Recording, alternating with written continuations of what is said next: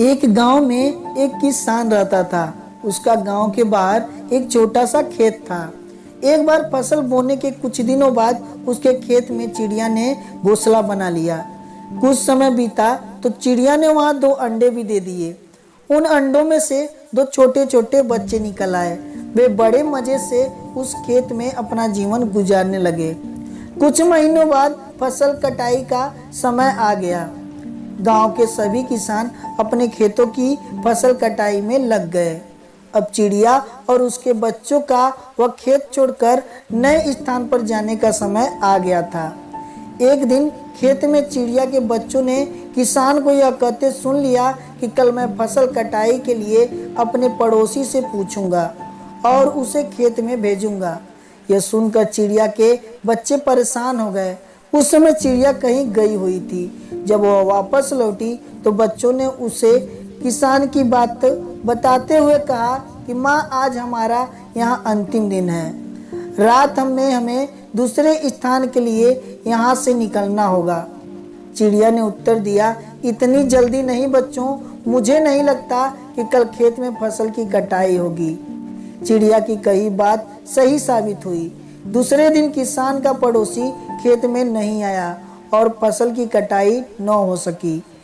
शाम को किसान खेत में आया और खेत को जैसा का तैसा देख बुदबुदाने लगा कि ये पड़ोसी तो आया ही नहीं। ऐसा करता हूँ, कल अपने किसी रिश्तेदार को भेज देता हूँ। चिड़िया के बच्चों ने फिर से किसान की बात सुन ली और परेशान हो गए। जब चिड़िया को उन्होंने ये बात बताई तो वह बोली, तुम लोग चिंता मत करो, आज रात हमें जाने की जरूरत नहीं है। मुझे नहीं लगता कि किसान का रिश्तेदार आएगा। ठीक ऐसा ही हुआ।